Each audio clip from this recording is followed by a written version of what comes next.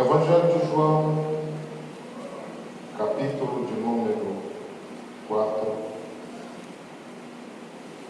o versículo de número 16, a Bíblia diz assim: disse-lhe Jesus: vai, chama o teu marido e vem cá. Toda a igreja pode ler junto esse mesmo versículo, 1, 2, 3, já. Disse Jesus: vai, chama o teu marido e vem cá. Todos nós mais uma vez. Disse-lhe Jesus: vai, chama o teu marido e vem cá. Baseado neste versículo e em outros deste capítulo, nós queremos falar aos irmãos subordinados a esse tema. Deus não entende pecado, mas confronta, trata e perdoa. Deus não entende pecado, mas confronta, trata e perdoa. Igreja do Senhor e amigos que estão aqui a ouvir a palavra do Senhor, estamos em culto da família. Geralmente nesse culto nós falamos acerca deste assunto de tamanha importância para os dias em que vivemos.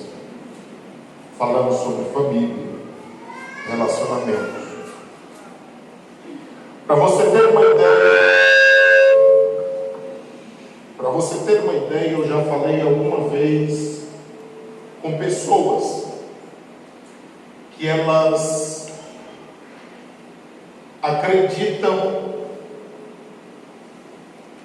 que para se dar bem um relacionamento, às vezes não precisam ser casadas.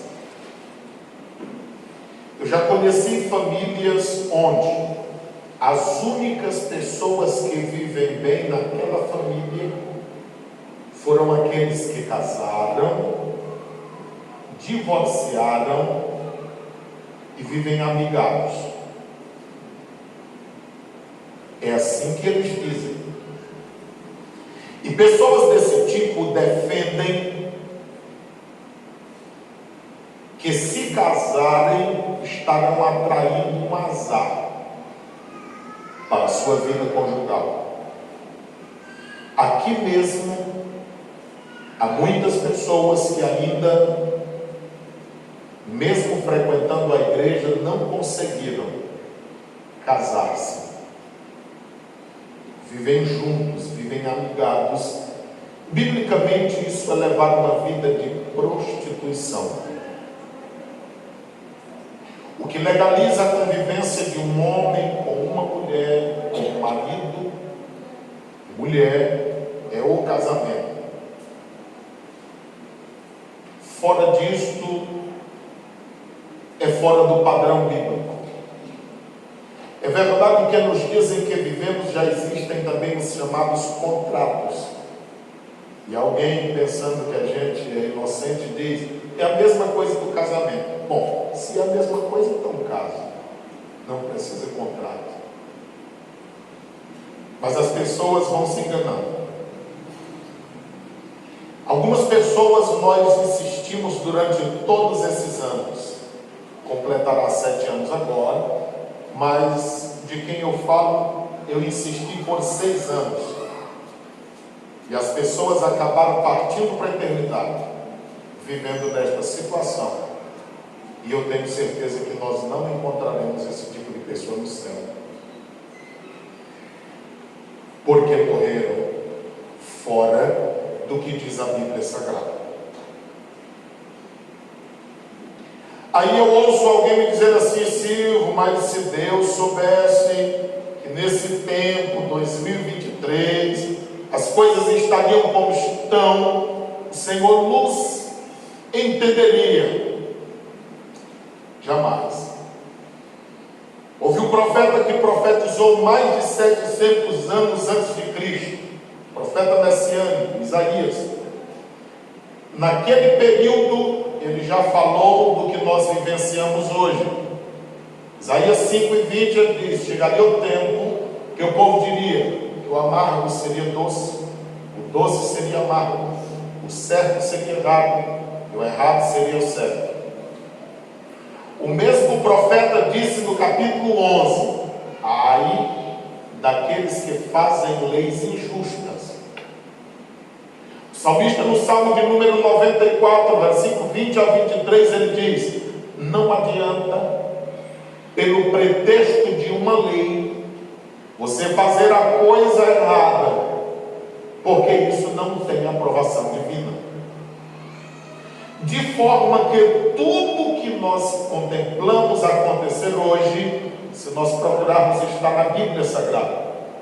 Mas você nunca encontrará na Bíblia dizendo: o Senhor nos entende, Ele entende o nosso pecado de estimação, Ele entende a nossa vida porca, cebosa, atolada no pecado, e ainda assim Ele nos suporta. Ele pode até tolerar por algum tempo, porque a Bíblia diz em Atos 17:30 que Ele não leva em conta o tempo da ignorância, o tempo em que nós não fomos esclarecidos acerca da verdade do Evangelho. Sim, o Senhor não cobrará, mas desde quando nós somos esclarecidos do que é certo e errado, e ainda assim insistimos em fazer errado, a Bíblia até chama de outra forma. Em algum momento ela chama de pecado, a continuidade do mesmo chama de iniquidade, mas quando fala de alguém conhecer o que é certo e errado, e ainda insistir em viver na prática errada, a Bíblia chama de prevaricação. Sabe o que é certo, mas insiste em fazer o que é errado. Por esse motivo, mais uma vez, eu estou a lhe dizer nesta noite que Deus não entende pecado, mas o Senhor confronta, trata e perdoa o pecado. Uma das provas que Ele não entende pecado, é só você voltar umas páginas, Evangelho de Mateus, capítulo de número 5, e o versículo de número 20, para nós que servimos ao Senhor, para nós que somos crentes.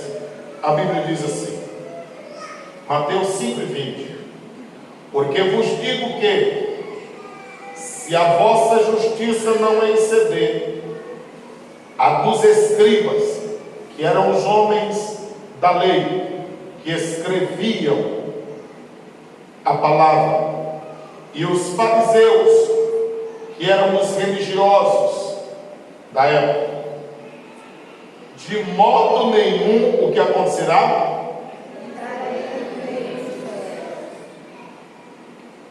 Lá fora tem pessoas que não têm nenhum segmento religioso, e outras que seguem uma religião morta, que não lhes garante salvação. Mas só que lá fora, eles ainda são melhores do que muitos que estão aqui dentro. Eles falam e cumprem, eles não são velhacos, eles não são mentirosos, porque eles foram ensinados em bons princípios. Eles têm fundamento que, no seio da sua família, aprenderam a viver e a conviver da forma correta. Porém, isso não dá salvação, porque a Bíblia diz que as nossas próprias obras de justiça, elas são semelhantes a trapos de imundícia.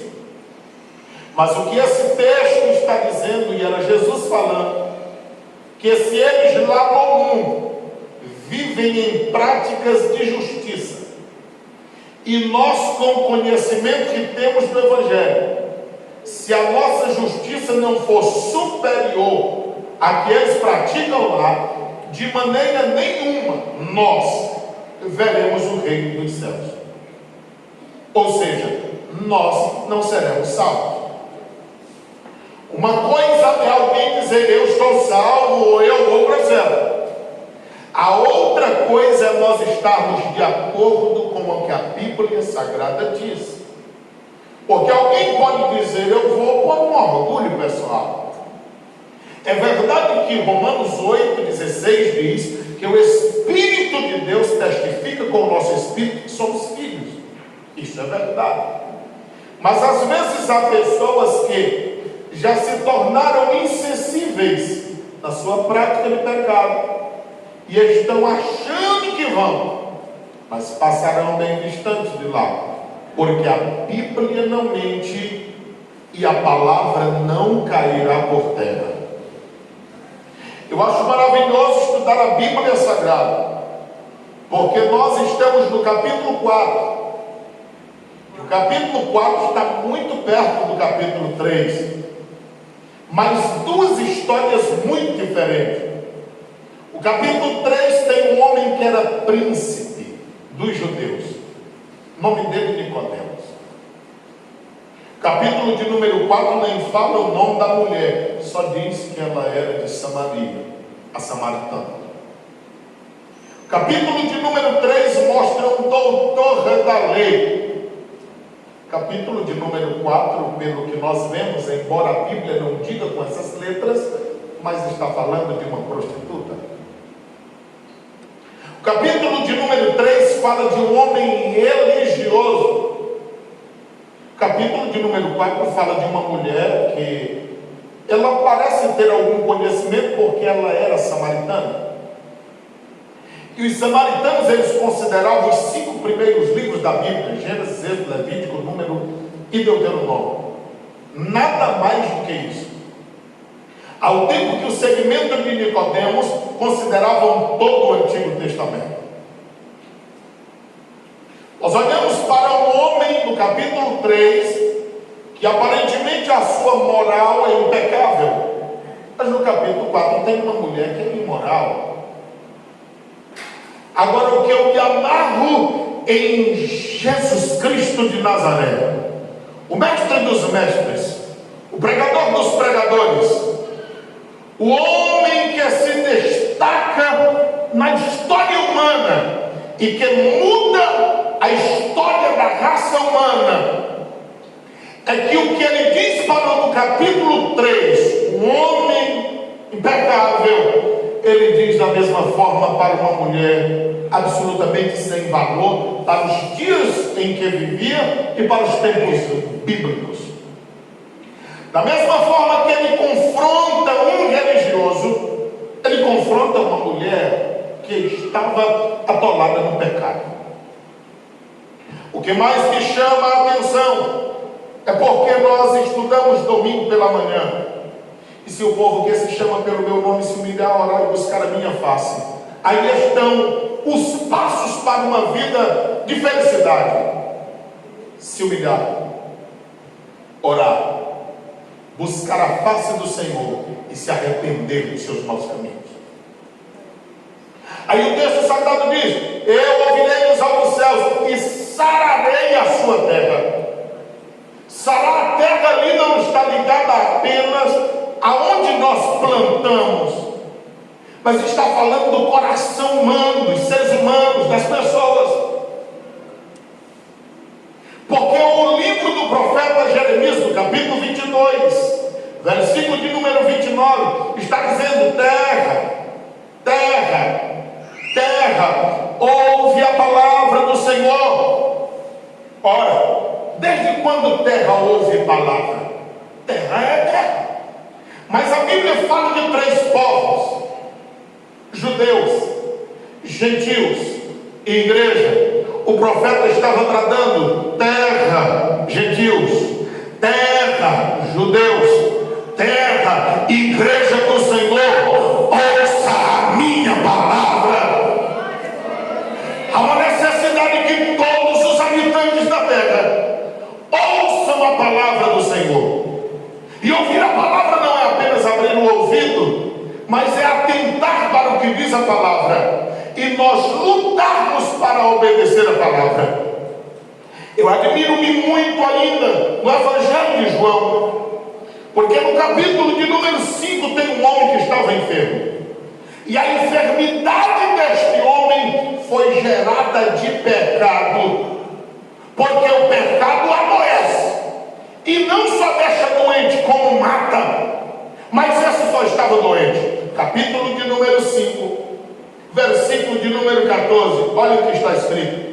Depois que Jesus o curou, Jesus encontrou-o no templo e disse-lhe: eis que já estás são, estás curado. Aí o Senhor disse: não peques mais. Toda a igreja, por quê?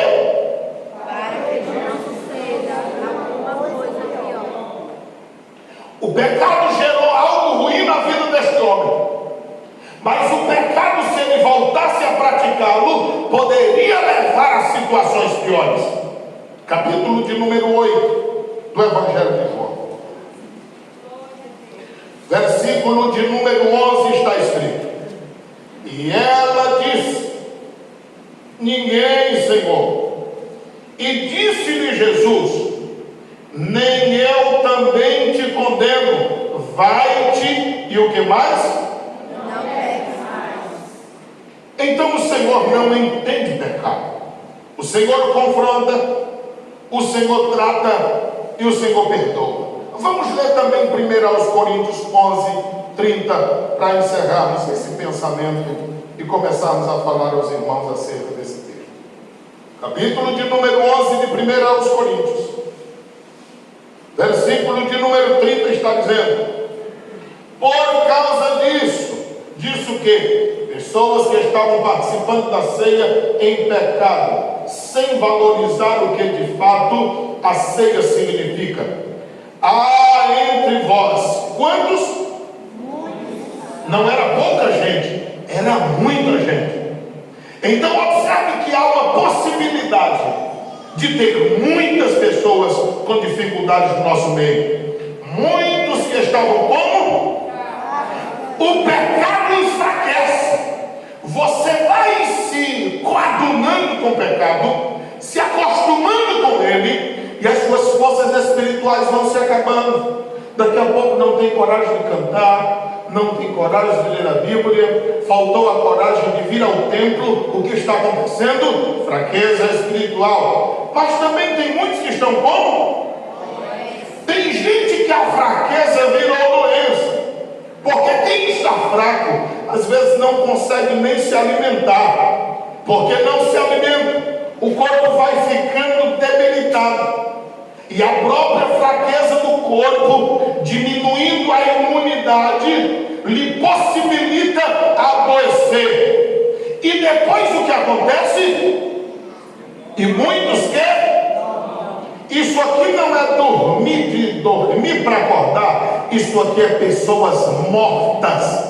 É uma linguagem figurada. Eu estou lhe dizendo que o pecado enfraquece, depois o pecado traz doença e o pecado também mata. A Bíblia diz em Romanos 3:23 que o salário do pecado, ou 3:23, que todos pecaram e destituídos estão da glória de Deus. Capítulo 6, versículo 23 de Romanos diz: o salário do pecado é a morte, mas o presente de Deus é a vida eterna por nosso Senhor Jesus Cristo.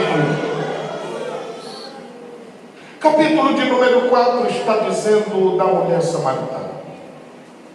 O versículo de número 4: era-lhe necessário passar por Samaria. Era Jesus que via a necessidade de passar naquela localidade, porque Jesus pregava às multidões, mas ele estava interessado a pregar também a uma pessoa. Jesus tem uma característica de pregador que está difícil de se encontrar nos dias atuais, mas ainda existe, raríssimas exceções. A mensagem que Jesus pregava para a multidão, ele pregava também se tivesse uma só pessoa. O exemplo está aqui no capítulo 3. a calado da noite. E no capítulo de número 4, ao pino do meio-dia, lá estava Jesus, pregando a uma só pessoa.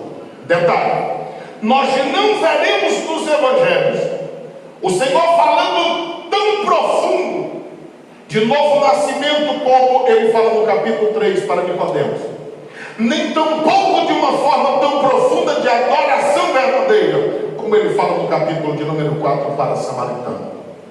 Mas o que quero destacar era que ele pregava para uma só pessoa, como também se fosse uma multidão. Porque há quem queira seguir a Cristo, mas se de repente a igreja não está repleta, já faltou-lhe a mensagem. Se a igreja está superlotada, nem que não tenha mensagem, está pronto para dizer alguma coisa. Mas Jesus, ele era diferente. O texto sagrado diz que lá estava Jesus, sabendo que era necessário passar por Samaria. Versículo 5. Foi, pois, a uma cidade de Samaria chamada Sicar, junto da herdade que Jacó tinha dado a seu filho José. 6. E estava ali a fonte de Jacó. Jesus, pois, cansado do caminho, assentou-se. Assim, junto da fonte, era isso quase a hora sexta. A hora sexta para o judeu era exatamente meio-dia, porque a primeira hora era às 6 da manhã. Então a segunda, terceira hora é só fazer a conta. A sexta hora seria meio-dia em ponto. E lá estava Jesus. Como homem, ele se cansou, diz a Bíblia. Como homem, ele também se assentou. Como homem, ele estava com sede. Mas como Deus, ele disse: pode vir a mim os cansados. Como Deus, ele é a fonte da água da vida. Como Deus, Estevão o viu à direita de Deus Pai, de pé, pronto para tomar qualquer decisão para Estevão, assim sendo o nome do Senhor glorificado. A Bíblia Sagrada mostra no versículo de número 7. Veio uma mulher de Samaria tirar água e disse-lhe Jesus: dá-me de beber. Jesus começa um discurso de uma forma tão simples. Jesus não chega dizendo que é da Assembleia de Deus, ele não chega dizendo que é da Igreja Batista, nem presbiteriana, wesleyana ou qualquer uma outra denominação. Ele começa um discurso com uma pessoa que ninguém começaria. E olha que ele estava a sós com aquela mulher naquela situação. Ele começa um discurso de uma forma simples, mostrando que não é tão difícil evangelizar como alguém está dizendo, que precisa de um curso, ou que não sabe falar de Cristo a ninguém. Aqui está uma aula de evangelização. Versículo 8. Porque os seus discípulos tinham ido à cidade comprar comida. Jesus também sentia fome. Ele era um homem como nós somos também. Versículo 9. Disse-lhe, pois, a mulher samaritana: como sendo tu judeu, me pedes de beber, a mim que eu sou mulher samaritana? Porque os judeus não se comunicam com os samaritanos. Vamos ler a Bíblia no Antigo Testamento, para que nós possamos entender por que essa mulher disse isso. Segundo o livro dos Reis, capítulo de número 17, versículos de número 24. Depois da divisão do reino, no período de Sargão II, o povo judeu ficaram lá em aproximadamente 10 tribos, conforme nós ouvimos aqui alguns dias passados, na sexta-feira passada. Aí olha só o que diz a Bíblia, segundo Reis 17, 24. E o rei da Síria trouxe gente de Babel, trouxe gente de Cuta, trouxe gente de Ava, trouxe gente de Ramate e de Sevar-Famim, e fez habitar nas cidades de Samaria, em lugar dos filhos de Israel, e tomaram a Samaria em herança e habitaram nas suas cidades. E sucedeu que no princípio da sua habitação não temeram ao Senhor, e mandou o Senhor entre eles leões e os mataram alguns deles. Observe que só mataram alguns. Lá estavam pessoas de Babel, de Cuta, de Afa, de Ramate, de Semarvaim. Esse povo misturado com as tribos de Israel, criou-se uma miscigenação, uma mistura. E por causa dessa mistura, o povo que estava no outro reino diziam ser eles puros, porque eram puramente judeus. Ao tempo que esses estavam misturados, e por causa das suas crenças, como já falei, os samaritanos só criam no Pentateuco, ao tempo que os demais criam de Gênesis a Malaquias, logo houve essa dificuldade religiosa. O que Jesus não está nem um pouco preocupado com isso. Mas a mulher samaritana está lembrando-se de que havia essa diferença. E por isso ela disse, como sendo do judeu: me pedes de beber a mim, que sou mulher samaritana? Porque os judeus não se comunicam com os samaritanos. Versículo de número 10.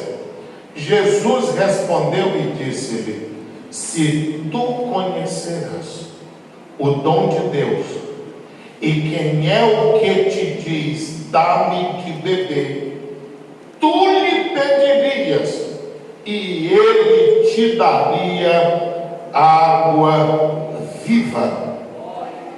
Observe que a água que Jesus não está oferecendo não é uma água qualquer, mas é uma água viva. A expressão água viva aqui quer dizer uma água corrente. Não é uma água de açude que é parada, nem tampouco de poço que lá está estagnada, mas é uma água viva, uma água corrente, uma água em movimento. A água que Jesus oferece é aquela que limpa a sua e a minha vida. Mas parece que nós nunca estamos limpos ao ponto que o Senhor quer. E a cada culto que nós estamos vindo, o Senhor vai nos limpando mais. E a gente desejando mais dele, a gente lendo mais a Bíblia e desejando conhecer mais da Bíblia, a gente se alegrando um pouco, mas querendo mais alegria do céu. Porque isso? Porque a água é viva e ela está em movimento nas nossas vidas. É por esse motivo que aparentemente para o mundo a nossa vida é monótona, só que eles não conseguem compreender como as águas do mundo são paradas. Alguém precisa de uma cerveja, e depois daí ele precisa de um uísque, e depois daí ele precisa de uma droga mais pesada. Mas nós não precisamos de nada disso, porque a água que está em nós é viva, e Jesus Cristo preenche todos os nossos anseios e tem nos dessedentado em sua santa e maravilhosa presença. A Bíblia Sagrada diz no versículo de número 11: e disse-lhe Jesus à mulher, Senhor, tu não tens com que tirar água, e o poço é fundo. Onde, pois, tens água viva? Uma coisa o Senhor já chamou a atenção dela, foi para despertá-la acerca do que ele estava falando. Porque às vezes nós falamos de um evangelho tão fraco que parece que nem nós acreditamos nele. Nós precisamos de pregar um evangelho com ousadia. Nós precisamos de pregar um evangelho vivo, para que as pessoas queiram saber por que nós somos assim, nos comportamos assim, o que aconteceu com a nossa vida. Porque antes nós nem falar sabíamos, e poucos dias depois de entregar a vida a Cristo, nós estamos dizendo: ele transformou a minha vida e ele quer transformar também a tua. Ele mudou a vida da minha família e ele também mudará a vida da sua família. É esse evangelho que nós pregamos. É um evangelho vivo, é um evangelho poderoso.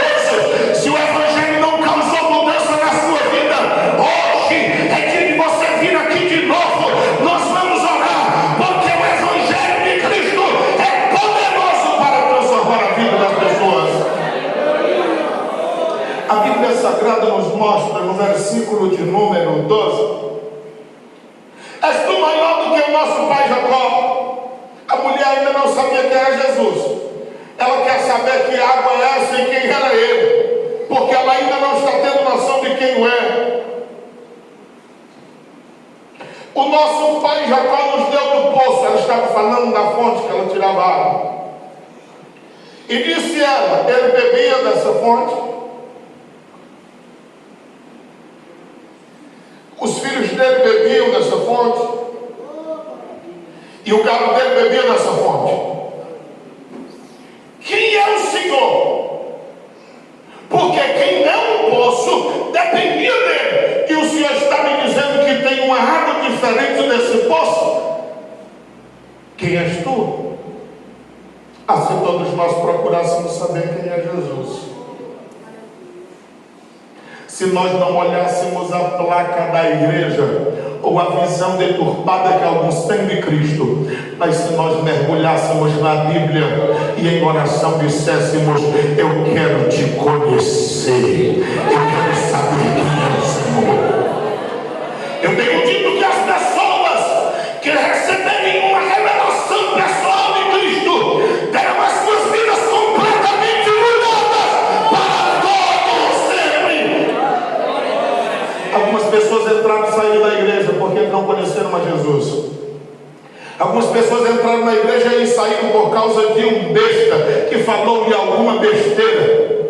Algumas pessoas estiveram na igreja e talvez até trabalharam, desempenharam uma tarefa para Deus, mas de repente desanimaram por causa de alguém mal educado no nosso meio que o tratou mal. Mas eu quero te dizer uma coisa: se tu conheceres a Jesus Cristo de Nazaré e dele tiveres uma revelação pessoal, poderão te bater aqui dentro, te massacrar aqui dentro, poderão te mandar embora, poderão dizer o que quiser dizer com você. Você nunca abandonará a Cristo, pois foi ele que morreu na cruz do Calvário, de braços abertos por nós, e escreveu o nosso nome no livro da vida e nos deu a salvação em Deus Pai. Quem tem uma revelação pessoal de Cristo, ele vai às últimas consequências, ou seja, ele morre, mas ele não abandona Cristo nem mesmo na hora da morte. É desse Cristo que eu estou lhe falando, é dessa revelação pessoal que eu preciso e quero que você a tenha. O texto sagrado diz no versículo de número 13: Jesus respondeu e disse: qualquer que beber desta água tornará a ter sede, mas aquele que beber da água que eu lhe der, nunca mais terá sede. Porque a água que eu lhe der se fará nele uma fonte. Eu quero que vocês percebam duas coisas. O versículo 12 fala de um poço, água parada. Mas o versículo 10 ele falou de água viva. A palavra fonte aqui é diferente de poço. A palavra fonte aqui fala de algo que está jorrando constantemente, que está em movimento constantemente, que está trabalhando constantemente. É assim que é a vida do crente. E a Bíblia diz assim: a fonte de água a jorrar. Para onde, igreja? Tem uma fonte dentro de todas as pessoas que receberam uma revelação pessoal de Cristo, e ela está jorrando, mas a água não está perdendo, ela está jorrando rumo a Canaã celestial, rumo ao céu de glória. Há uma fonte que jorra em quem conheceu a Jesus Cristo, e ela jorra para a vida eterna. Quem conhece a Jesus Cristo não anda se embaraçando com as coisas desta vida. Quem conhece a Jesus Cristo, ele está rumando a Canaã celestial. É por isso que não há empecilhos. Você verá alguém que pode se entregar a Cristo e dizer assim: não, eu não caso porque eu vou perder a aposentadoria. Quem conhece a Jesus Cristo, a fonte está jorrando para a vida eterna. Ele pode perder 200 aposentadorias, ele não quer nem saber. Ele quer um compromisso com Deus sério. Ele quer uma vida fundamentada na palavra do Senhor, e nada e nem ninguém tirará essa convicção do seu coração. A Bíblia Sagrada nos mostra ainda, no versículo de número 15: E disse-lhe a mulher: Senhor, dá-me dessa água. Ela fica curiosa por saber quem é Cristo, curiosa por saber quem é a água desta. Como ele tiraria, sendo que ele não tinha nenhum balde em sua mão? Mas agora ela não quer mais saber quem é ele e nem como é que ele vai tirar a água. Ela já quer da água. Que Jesus falou da importância tão grande dessa água. Ela disse: pois é dessa que eu estou procurando e eu ainda não encontrei. Você sabe, enquanto você não encontrar, beber e se dessedentar desta água viva de Cristo, você viverá igual esta mulher, de um lado para outro, indo e voltando, e nunca a sua vida estará completa. Você pode se prostituir, pode adulterar, pode beber, você pode descer as últimas consequências. Tudo que você vai sentir é um vazio na tua alma. Mas se tu te entregares a Jesus Cristo de Nazaré, tu podes renunciar a todas estas coisas. Você viverá pleno, você viverá plena, porque isto é a plenitude do Evangelho de nosso Senhor Jesus Cristo. Você sabe por que as famílias faltam paz? Porque falta água da vida. Lá no Gênesis vivia um casal em paz. No dia que o pecado entrou no meio deles, a mulher ou o homem disse: foi por causa de ti, mulher. Começou a acusação naquele dia. Pode olhar a Bíblia antes do pecado. Adão não acusa Eva. Eva não acusa absolutamente ninguém. No dia que o pecado entrou entre Adão e Eva, e entre eles dois e Deus, começou a acusação. Eva, a culpa é tua. Eva disse: a culpa é da serpente. Foi penalizado o homem, penalizado a mulher, penalizada a terra. E hoje nós estamos aqui, e alguém está procurando quem é o culpado. E quantas brigas surgem entre casais, que se você chegar no meio delas, dizer o que foi que houve, o que está acontecendo, como foi que isso aqui começou, eles olham para um lado, para o outro e dizem: sabe que eu não sei. A maioria das confusões, as pessoas não sabem como foi gerada, como elas foram iniciadas. Me diga que isso não tem algo do inimigo enrustido nisso. Pior, os casais brigam, minha esposa não vou mais para a igreja. Que arrependido. Brigou com Deus ou com a esposa e marido? Se desempenha o filho com o pai, depois também não vou mais para a igreja. Que negócio é esse? Deus parece que é culpado de tudo na vida do povo, porque tudo que acontece entre eles, ele diz: então vou beber. Ah, tu quer um homem ruim, então vou prostituir. A mulher diz: ah, pois vai, não vai para uma porta, eu vou para outra. Que negócio é esse? Isso é falta de água da vida. Mas tem uma fonte a jogar para a vida eterna, e ela está me orientando esta noite para que você tome uma nova postura na sua vida. A Bíblia Sagrada está dizendo aqui, nós vamos para o texto que lemos. Porque a bênção de Jesus, Ele quer abençoar a todos. A bênção de Jesus é para todos. Aí o versículo de número 16. A mulher já instigou muito sobre água, sobre vasilha e sobre Jesus. Agora chegou a hora dela. E Jesus disse-lhe Jesus: vai chamar o teu marido e vem cá. O que é isso aqui? Primeiro ponto da mensagem: o confronto. Ele mandou ela trazer o que ela não tinha. Foi aí que ela foi confrontada. Eu estou pregando para você que Deus não entende pecado, mas Ele confronta, Ele trata e Ele perdoa.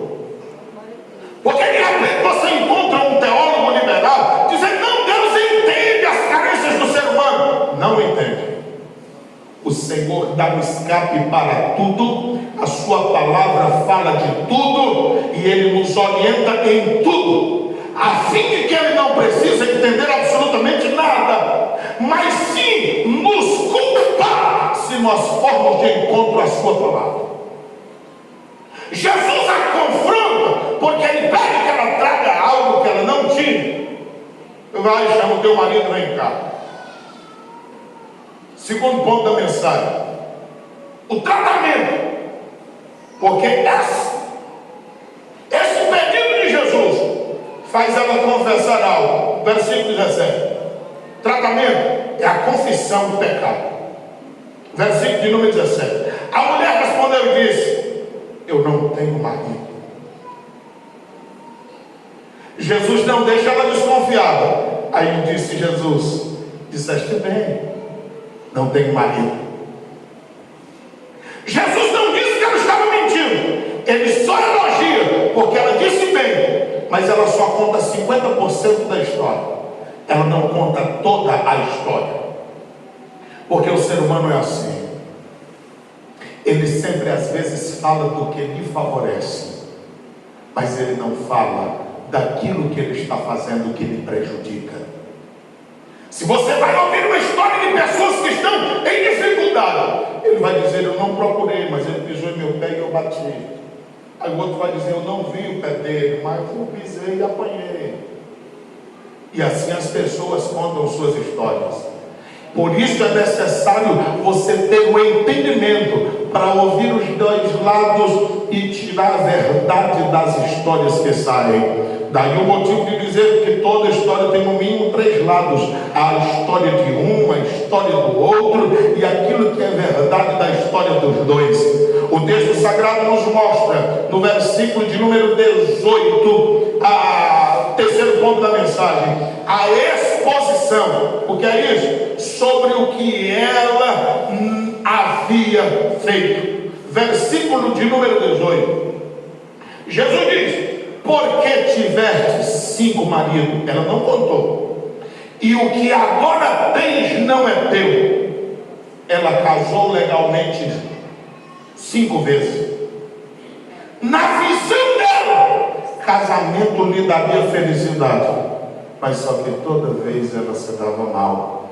Eu já disse várias vezes aqui que você não casa para ser feliz.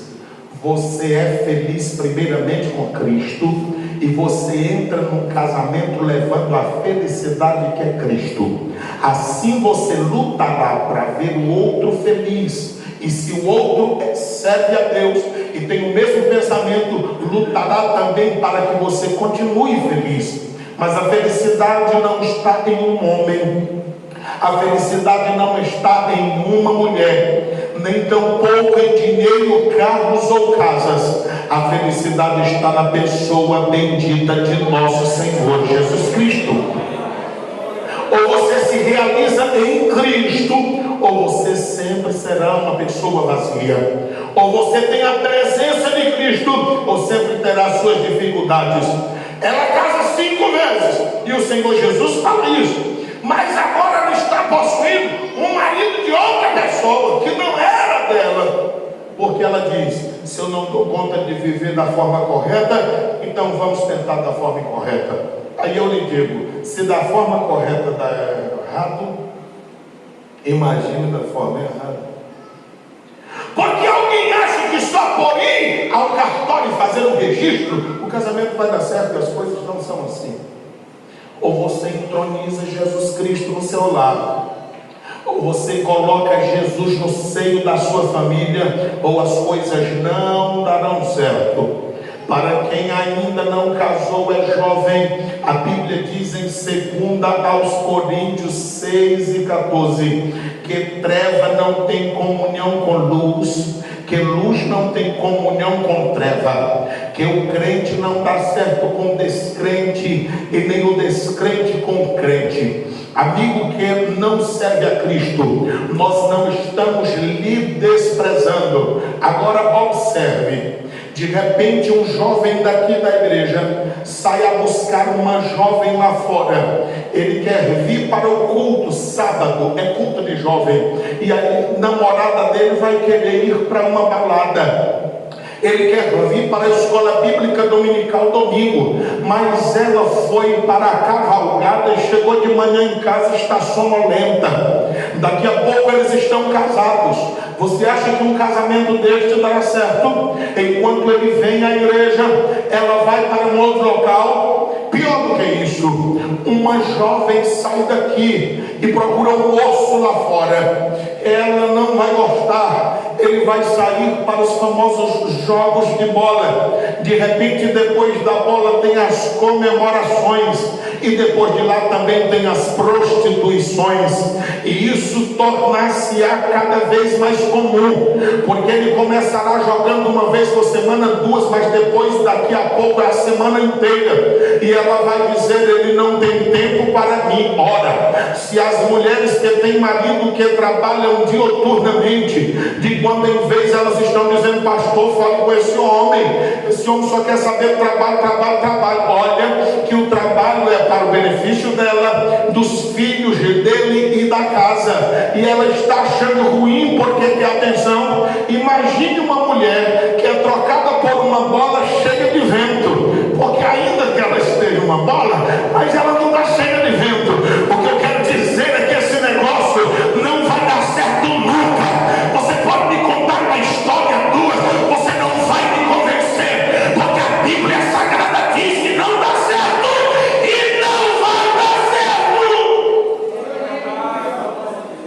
A Bíblia Sagrada diz no versículo de número 18, que ele diz: não é teu marido, isso disseste com verdade.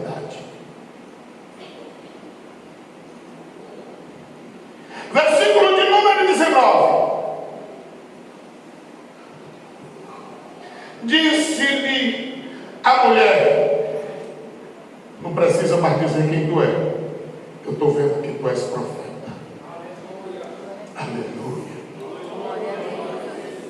Não precisa ninguém andar com a placa na testa, nem com a faixa no peito. O que nós somos, somos. Até agora, tudo que a mulher queria saber era com quem estava falando. Já que ela não dá conta e ele não diz, ela disse: pois então me dá pelo menos da água. Ele disse: eu vou dar da água, mas primeiro tem um processo. Se Jesus entendesse pecado, ele diria assim: pois eu vou encher ela aqui da água, porque o pecado dela eu entendo. Não. Jesus disse: eu vou confrontá-la. Eu quero saber se ela quer água ou ela quer conversar besteira. É do confronto que nós sabemos quem nos ama. A amizade que te diz sim, sim, sim, nunca não, nunca te reprova, só uma amizade que não vale nada. Pessoas que dizem que ele ama, pode ser o seu pai, pode ser a sua mãe, ele diz sim, sim, sim, e nunca reprova as suas atitudes, não é um bom pai nem uma boa mãe. É possível que vocês morem no inferno em breve, juntos, os dois, a família. Pastor que não fala a verdade está no mesmo caminho. Se eu quisesse ver essa igreja abarrotada de gente e dizendo: pode vir, fique do jeito que você está, do jeito que você quer, do jeito que você acha bom, o Senhor não aprovaria o meu trabalho. E as pessoas deixariam de vir a este lugar, porque mesmo que alguém esteja no erro, mas gosta de ver as coisas certas, isso é uma partícula de justiça que Deus colocou dentro de cada ser humano, como prova de que nós temos algo de Deus dentro de cada um de nós. O ser humano, por mais errado que ele seja, ele quer ver as coisas organizadas, ele não gosta de coisa bagunçada. Por quê? Porque há algo de Deus dentro de nós, testificando todo dia, que foi Deus quem criou a cada um de nós, e Deus criou você, a mim, a nós, para nós vivermos para o louvor e para a glória dele. Nós podemos estar distante do seu propósito, mas é o que ele quer de cada um de nós. Versículo de número 20: nossos pais adoraram neste monte, e vós dizeis que é Jerusalém o lugar onde se deve adorar. Os teólogos dizem que a mulher mudou de assunto. Eu acho que os teólogos estão enganados. Eles estão mais perdidos do que a mulher, porque o que está acontecendo é que a mulher está conhecendo quem é que está falando com ela. Ela está conhecendo que ele é profeta. Ela conhecia o Pentateuco. O que ela está procurando saber é o que era que tinha diferente do ensino de Jesus, porque o ensino da religião dela era morto. E o que ela está interessada é em saber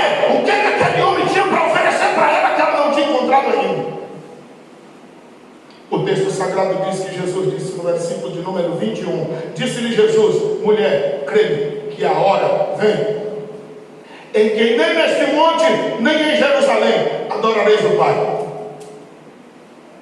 A mulher já está sabendo, irmão. Ela está dizendo assim, se eu beber dessa água dele, e eu voltar à minha vida porca, não vai mudar nada na minha vida. Se eu conversar esses momentos aqui com ele, que eu estou me dando tão bem, foi os melhores momentos da minha vida. Bendito o dia que eu vim buscar água neste poço, e eu estou sentindo essa paz que eu nunca senti. Se acha que se eu não andar no caminho dele, isso vai permanecer? O texto sagrado diz no versículo de número 23, mas a hora vem, que agora é, em que os verdadeiros adoradores adorarão o Pai em espírito e em verdade, porque o Pai procura tais que assim o adorem. Deus é espírito, e importa que os que adorem, o adorem em espírito e em verdade. Você sabe que Jesus está dizendo para ela, mulher, o que importa não é o lugar onde se adora, o que importa é a forma como se adora. Mulher, não é no monte ou em outro, porque teve um tempo em um, ou uma religião considera outro. O que importa é de onde sai o louvor. Porque às vezes a gente pode chegar aqui e a gente está tão acostumado com os hinos que a gente nem abre a harpa, não, já sei de qual é salteado, e canta como se não tivesse acontecendo absolutamente nada. Aí Deus vai lá no lixão, pega alguém e traz para cá, e a pessoa desafinado, sem saber a letra, mas canta rasgando o coração. Aí a pessoa diz, é doido, não, isso é adorar em espírito e em verdade. Você não sabe onde aquela pessoa estava, você não sabe o que aquela pessoa era. Então quando ela chega aqui, ela chega grata a Deus, porque bebeu da água da vida, e ela diz, não importa, eu vou adorar o sabendo da letra do hino, ou não sabendo, ou sendo afinado ou não, eu vou adorar de todo o meu coração. E o louvor rasga o fogo, o teto, e alcança o coração de Deus. Daqui a pouco tem gente batizada no Espírito Santo. O que é isso? É louvar a Deus em espírito e em verdade. E o Senhor está procurando alguém que adore a Ele assim, porque quando Ele encontra, Ele abençoa de uma forma diferenciada. Versículo de número 25. A mulher disse-lhe, eu sei que o Messias, que se chama o Cristo, vem. Quando ele vier, nos anunciará tudo. Ela conhecia o Pentateuco, e Moisés disse assim, depois de mim vem um, quando ele chegar vocês vão conhecer. A mulher joga uma vez. Versículo 26. Jesus, chega a hora dele, e ele diz, eu o sou. Aquele mesmo que apareceu para Moisés no capítulo 3, versículo 14 de Êxodo, quando o Senhor disse assim, Moisés, eu sou o que sou, porque Moisés estava desejoso de saber quem era ele.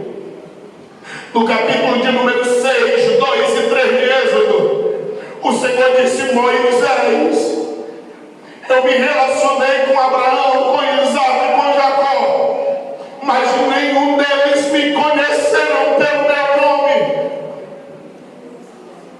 Moisés disse, mas eu quero te conhecer. Ele disse, eu sou o que sou.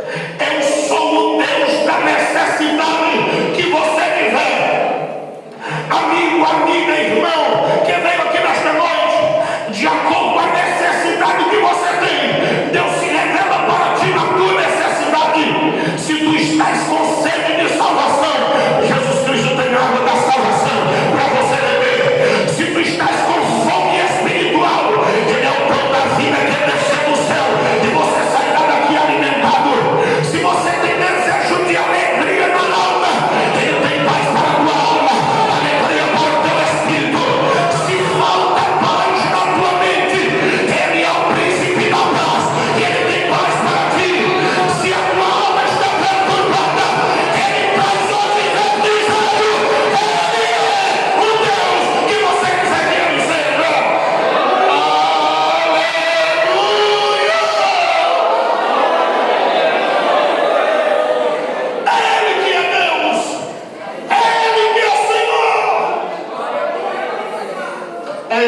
quer satisfazer a tua alma, é Ele que quer morar no seio da tua família, é Ele que quer consertar a nossa vida e que ama-nos segundo o seu querer, segundo a sua vontade para todo sempre. Versículo de número 27.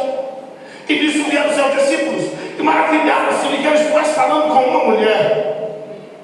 Todavia nenhum deles tiveram coragem de perguntar nada. Deixou, pois, a mulher o seu cântaro. Ela não estava mais preocupada com nada da terra.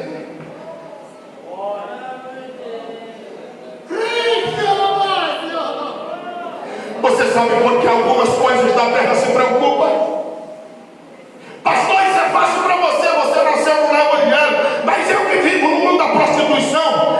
Jesus Cristo me liberta! Pastor, eu não aguento passar um final de semana sem beber. Jesus tem água na vida para substituir essa porcaria que não bebe. Pastor, você não conhece a minha vida. Mas eu conheço a Jesus Cristo. Se Ele mudou a minha vida, Ele pode mudar a tua vida e transformar você em uma nova especial.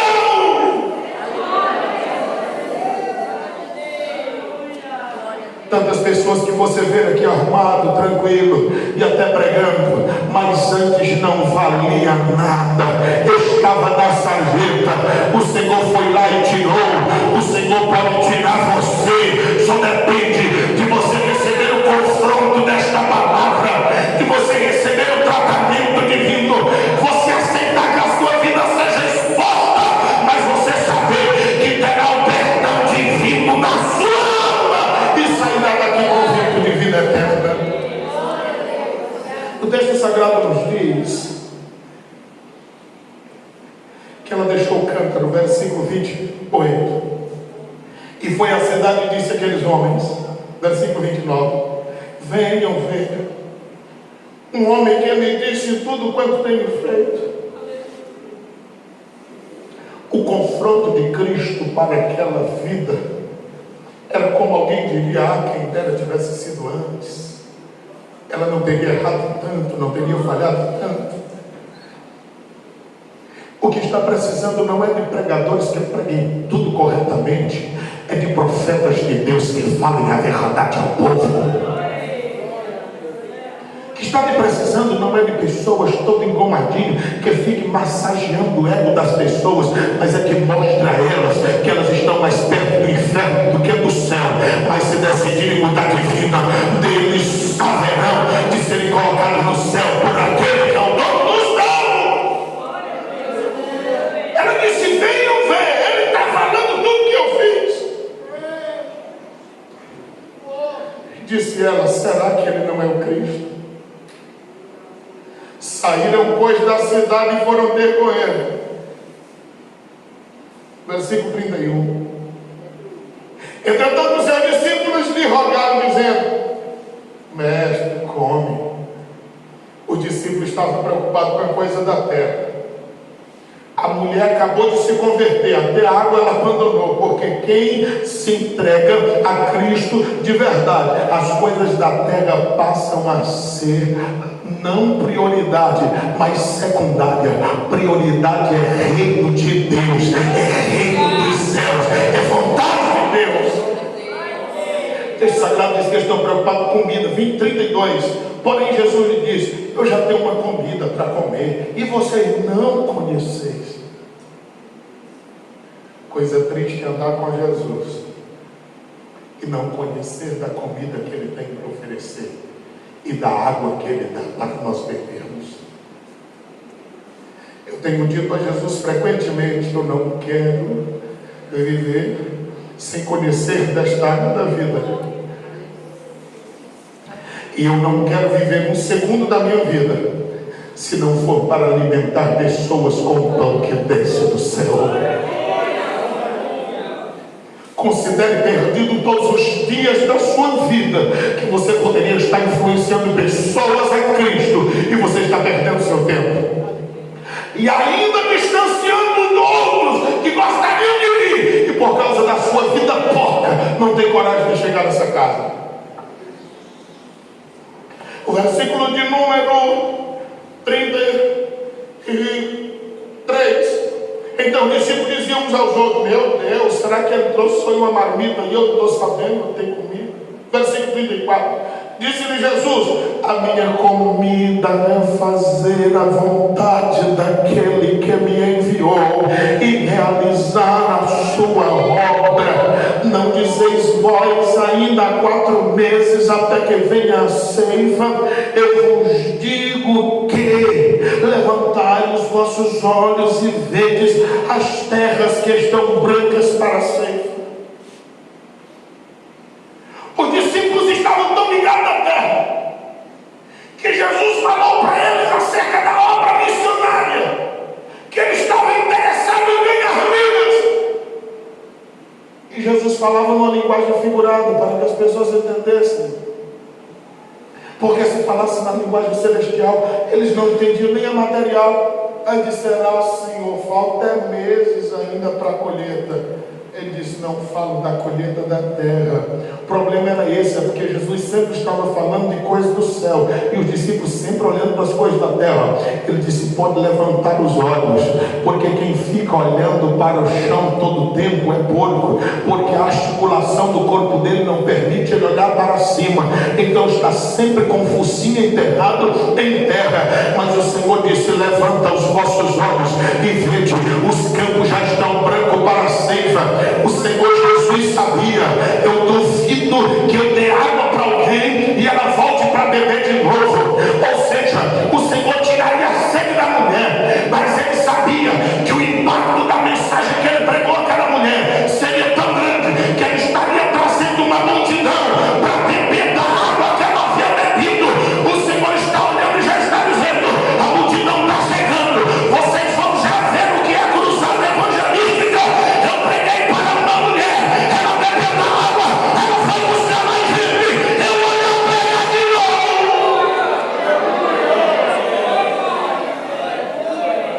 Ainda hoje tem gente que não acredita nessa mensagem. Ficam dizendo: este não pode porque não tem isso, este não pode porque não tem aquilo, e se esse que tem isso acontecer aquilo, e se esse que tem aquilo, é porque não acredita na mensagem do Senhor Jesus Cristo.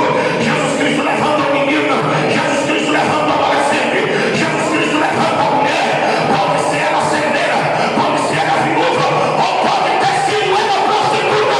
Se o Senhor resgatado da imundícia, do pecado e salvar a liberdade, será luz para a glória do santo nome do Senhor, e ele será ganhador de vidas. A multidão estava chegando. Versículo 36. Ele disse que ceifa recebe galardão. Se você está trabalhando para Deus, aguarda que tua recompensa chega. E ajuda fruto para a vida eterna. O que você faz aqui, ainda que ninguém veja, na eternidade o teu galardão está guardado. Para assim, o que semeia, como que ceifa, ambos se regozijam. Se você pregar e ninguém aceitar Jesus, não se preocupe, porque o outro vai depois de você e vai orar por aqueles que ouviram a mensagem que você pregou. Versículo 37. Porque nisso é verdadeiro ditado: um é o que semeia, outro é o que ceifa. Versículo 38. Eu vos enviei a ceifar onde vós não trabalhaste, outros trabalharam e vós entraste no seu trabalho. Quarto e último ponto da mensagem: o perdão fez daquela mulher uma testemunha autêntica. Versículo 39. E muitos dos samaritanos, não foram poucos, daquela cidade creram em quem? Que era Jesus. Pela palavra de quem? Que ela testificou. É mulher terrível aquela. Ela bebeu da água, mas ela foi logo, porque pensou ela: eu já fiz um estrago em muitas famílias, eu já tirei o marido de muitas mulheres, mas agora eu vou dizer que Jesus me encontrou, não farei mais isso, e eles também serão transformados. Versículo 40. Indo pois ter com ele, os samaritanos rogaram-lhe que ficasse com eles, e ficou ali 2 dias. Gostaram tanto de Jesus, disseram: fica aqui, Jesus, Jesus ainda passou mais 2 dias. Versículo de número 41. E muito mais creram nele, que era Jesus, por causa da sua palavra. Quem tem um contato pessoal com Jesus pode ter ouvido a mensagem que tiver ouvido. Ele esquece todos aqueles pregadores e só consegue lembrar de Jesus. Versículo 42. E disse uma mulher: oh mulher, já não é pelo que tu disseste, nós já estamos crendo, é porque nós mesmos temos ouvido e estamos sabendo que este é verdadeiramente o Cristo, o Salvador do mundo. Quando aquela conversa começou, a mulher pensou que Jesus era um viajante. Na continuidade daquela conversa, ela percebeu que Jesus era um profeta. E no finalizar daquela conversa, ela percebeu que ele era o Cristo. Que alguém me pergunta: mas Jesus não orou por ela, mas aceitou Jesus. Mas você quer mais o quê? Depois de tanta revelação que essa mulher recebeu. Eu se eu ouvir toda essa mensagem, parece com a minha vida, o que é que tu me diz? Reconheça a necessidade que você tem de Cristo. Reconheça a necessidade que você tem de Cristo. As pessoas não querem vir a Cristo porque não reconhecem a necessidade de Cristo. Tem uma pessoa nessa cidade que diz: olha, não me fale de crente, eu tenho raiva de crente, porque todo crente diz que a gente tem que deixar a mulherzinha da gente, a cervejinha da gente. Eu tenho raiva de crente por causa disso. E Deus criou isso e disse que foi para ele se alegrar. O Senhor não criou pecado, isso é coisa do inimigo. O Senhor quer que você viva uma vida sossegada e abençoada debaixo da paz de Deus.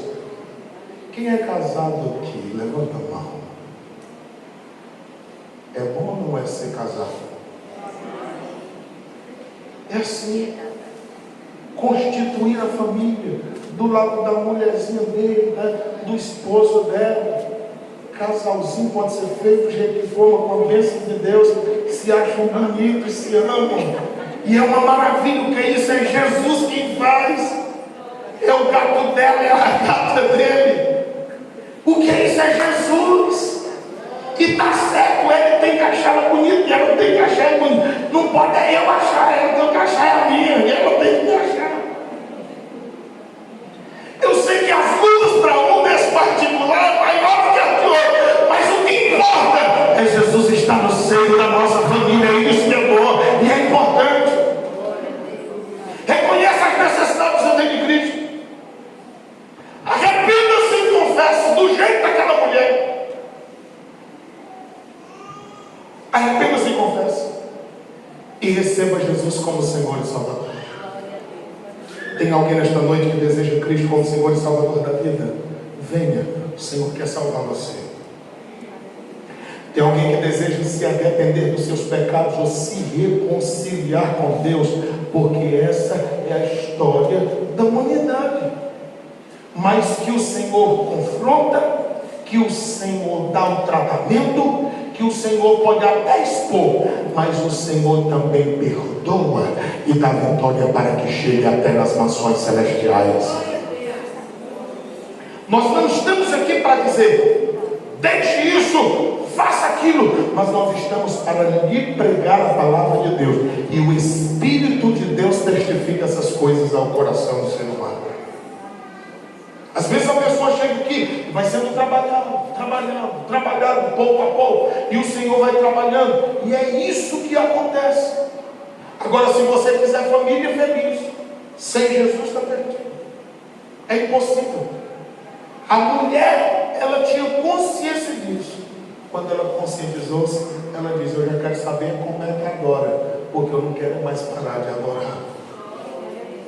É assim. Quantos entenderam essa mensagem? Fique de pé em nome do Senhor Jesus Cristo. Amanhã nós estaremos lá no Monte Horebe, falando com a juventude sobre santificação e também dando a posse do nosso irmão lá, em nome do Senhor Jesus. Tem alguém para se entregar a Cristo nessa noite? Tem alguém para reconciliar-se com Deus? A oportunidade é sua. Nós insistimos por sabermos da necessidade que nós temos de Cristo. E às vezes nós insistimos por sabermos que não é fácil tomar tal decisão. Todavia, é necessário. É a única forma de nos encontrarmos com o Senhor. Você viu no capítulo 3, 4, 5 e 8. O Nicodemos conhecia muito de Bíblia, nada de Jesus. Você está ouvindo a palavra de Deus e tem a oportunidade. Tem alguém nesta noite? Que Deus em Cristo nos abençoe, nos dê graça até a eternidade, Pai querido. Nós louvamos ao Senhor pela sua palavra, por sua bondade, por sua misericórdia.